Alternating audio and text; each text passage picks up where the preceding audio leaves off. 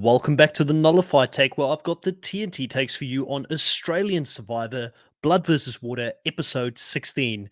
Before I get into my 5 takeaways for this episode, I would first like to once again thank everybody for liking the video, subscribing to it. I'm hoping that if you're part of the 70% of people that watch these videos and that are not subscribed yet, that today is the day that I earn that subscription. I'm going to continue to work really hard on this channel, continue to add things like I did in the previous episode with people's faces coming up and a little bit of statistics and things like that, and make these videos more interactive as I continue to grow.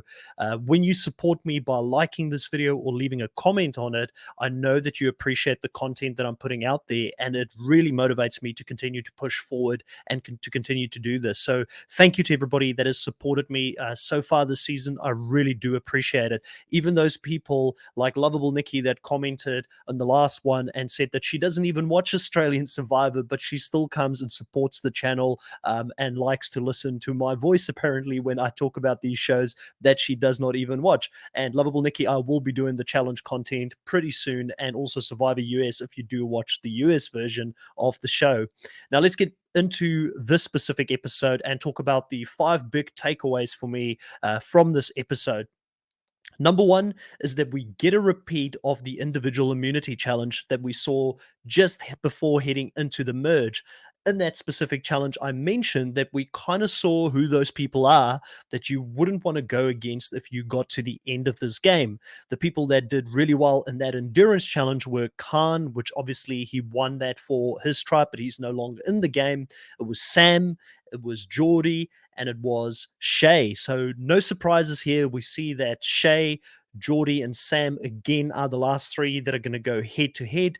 Last time when this happened, Sam was the person who fainted, and this time Shay is the person who passes out at the end of this challenge. So that's the second time this season that this has happened in an endurance challenge. So, I really do fear for people out there doing these challenges in the heat, in the outback. They're malnutrition. Clearly, there's some really dangerous things going on with this. And I really hope that the Survivor crew closely looks at this and sort of modify whatever they do, in regards to these challenges. Like, I know people look at that and say, oh, well done to Shay. She's such a beast going until she passes out, and same for Sam. But I mean, I think players' safety should always be the most important thing in these seasons. So I didn't like seeing Shay pass out here. And if Jordan didn't step in at the time that he did and caught her as she came down saying, I'm coming down, I mean, a split second later, and she would have fallen from that apparatus onto the ground, which nobody would have wanted to see. So we do see that Jordy beats Shay here, which is not a complete repeat because Shay won that previous one. But this time, Jordy's life was at risk in the game, and he knew that because Josh gave him a heads up, which really annoyed Sam because Sam is trying to take Jordy out of this game at this point. But he really knew he needed to lock in, he needed to win this, and he did. So well done to Jordy for stepping up and winning this challenge. Now, number two for this week is that we're going to see Jordy versus Sam, and that is going to dominate this whole episode. It's the Joker versus the Thief. And I'm wondering, let me know in the comments, whose side are you guys on? Do you like Jordy? Do you like Sam? Or you like me, who like both of them and really appreciate the fact that we've got a true rivalry being born on Survivor?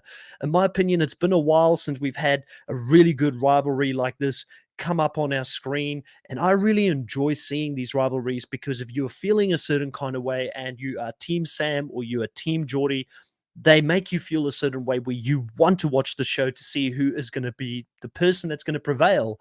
In my opinion, you could normally say each show needs a good hero and they need a good villain. I mean, up until today in the US, one of the most popular seasons to ever, make its way to our screens have been heroes versus villains, which, funny enough, was in Samoa, and that was a heroes versus villains season, so I really love seeing this. I like the fact that they're going head to head. I love the fact that Jordy isn't going to lie down and just roll over like Sam wants him to do here this episode. She comes up to him, she talks with him, and has Mark there as well saying, hey, if you keep this a secret, this could be an idol that I have that I've stolen from your brother that only we know about. So, we could play it for one of us. That age old argument, which is the biggest BS out there. So, have you ever played a game and someone tells you this? It's a community idol. Oh, we'll play this idol together for each other. Just know it's a lie. No one ever does that. There's very few players that have actually gone to the lengths and the depths of actually saving their alliance members with an idol. Funny enough, one of the players that people don't like that much, Russell Hans, he did do that in his season and Heroes versus Villains, saving Parvati quite early on, but it's not something you see very often. So Jordy knows this. He's too smart for it. He knows that they have got no incentive to keep him in this game. They've already lied to him. The trust is already broken. Sam was a lot closer to Jesse than what he is. So if she could do that to her best friend in the game, who else could she potentially do this to? Definitely him. Now, another point here, number three, is that Jordy makes his big move. He goes around after winning the immunity and feels very safe, and he starts telling people about this information after again holding on to it for a couple of days after the vote, not immediately running out and telling people about it because he tried to put his thoughts in order before he went to different people. But he does realize when he talks to certain individuals that they're not as open to the plan and that potentially he is going to have to go and talk to a lot more people to get them on board and take out Mark. Now, I do think that he made a really big mistake here targeting Mark opposed to Sam, because what have we been saying this whole season on this channel? Mark has had the most points because I feel like he is that leader, which is unassuming. People love him. He's clearly respected. He's got a level head, a calm head, which I think Josh and Jordan, who are the other nucleus, or Josh being the main person of that tight six alliance, really values, because he wants to work with someone that's logical and calm and predictable in his mind so that he doesn't have the uncertainty that someone like a Jordy can bring to an alliance. And that is the problem that Jordy faces here in this game. But perception is everything. And he's been seen as the Joker. He calls himself the Joker, and people don't trust him. He just does not have that weight where when he goes to people and tells them about this idol that Sam has, no one actually believes him, and they think that he's throwing anything at the wall, hoping something would stick, and that they will continue to keep him in the game that way. But ultimately, he does not have the capital to make this move. And to me, it is crazy. I think the real argument he should have made here in this specific position should have been something in the line that if you don't get Sam and Mark split up right now, and specifically Sam, who's she close to in that alliance? She's not necessarily close to to Josh or Jordan, more so than what Mark is. And she's not necessarily closer to Dave because he's been with the boys for a long time. Maybe Chrissy would have wanted to save her. But then again, she did betray, Chrissy earlier and getting rid of Croc. So he's really in a bad spot here. But hats off to Jordy. I've been impressed with him. He didn't lie down. I appreciate him trying everything that he can here to change the direction of this game and appealing to the individuals to say, hey, we can form a tight alliance and we can go up against these pairs because there's less of them in the game and we can take control of our own fate. But sadly, there's a lot of people that just don't seem to play their own game at this point, or we don't get in the edit why they're doing what they're doing. Talking about some of these players, point number 4, Dave's got a plan. And will that plan be too late? Now, Dave has been hiding in Luke Toki's spy shack for quite a while, but suddenly came out in this episode and we saw him articulate his thoughts and feelings. And he says that, Jordy can't be trusted, but maybe there is some truth because it does look like Sam is super paranoid and she gets really paranoid this episode because she sees Jordy running around talking to a lot of people. She obviously knows that he's got information that could really sink her game.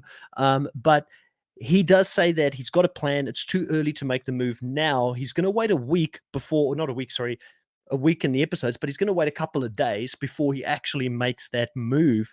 Now, the problem here is that this was the opportunity to take them out for sure. Will they make that move next week? And is that move going to be Mark or is it going to be Sam? I'm very interested to see if Dave can follow through with this or if it was just lip service that he gave to Jordy here. But normally in Survivor, these kind of scenes, why would they choose to show us that now when they haven't actually shown anything from Dave for a long time? I feel like there might be something there, but I'm not sure if it's going to be Sam or if it's going to be Mark. Sam really got shoved down our throats this episode as the main narrator, the main person that took control of the alliance and told them how to vote and everything like that. And I feel like it could be a bit of smoke and mirrors in the sense that maybe she's next out. But then again, George had that type of edit in last season. I wasn't too sure like when George was going to get voted out, and he ended up going all the way to the end. So I mean, who knows? She could still go pretty far, but it was an interesting scene nonetheless. The scene where Jordy talked to Dave and he said he had a plan to go against that core line. So let me know in the comments if you guys think that Dave will actually follow through and he will actually go against the main alliance. Now, point number 5, and we're actually going to go through 5 points here without specifically talking about Mark or Sam. I know I've mentioned them a few times here, but point number 5 is going to be that Shay is voted out and she goes to purgatory. Sounds horrible. Purgatory, the first thing I thought when she walked down the little path to see it, I thought she was going to go to Redemption Rock, but it's got a new name now. It's probably going to be the same thing. She's probably going to hang there for a little bit. A second person is going to come into purgatory, and then they're going to duel at some point to try and come back into the game. So the big question here is, will she follow in one of the most dominant winners of Australian Survivor history's footsteps and get voted out of the game and then win her way back into the show and then also go on to win the whole show like Haley, who did really, really well last season? Can Shay do the same thing? She is seen as the challenge beast this season, but we are yet to see her be strategical. So she says that people are going to be very upset that she is still in the game and that she potentially can go back. But at this stage, she hasn't brought too much from a strategical point into the game. So I would be very interested to see what Shay would do different if she does get a second opportunity to come back in this game. That's my 5 takeaways for this episode. Let me know what you think in the comments below. Put a like on the video and look out for our recap this week. We should have Dirty Harry with us on the recaps, dropping on Thursday evening. It may be a bit late because it's going to be Perth time, so keep an eye out on when I post on my channel that it's happening. But as always, I will catch you guys next time, and thank you for listening.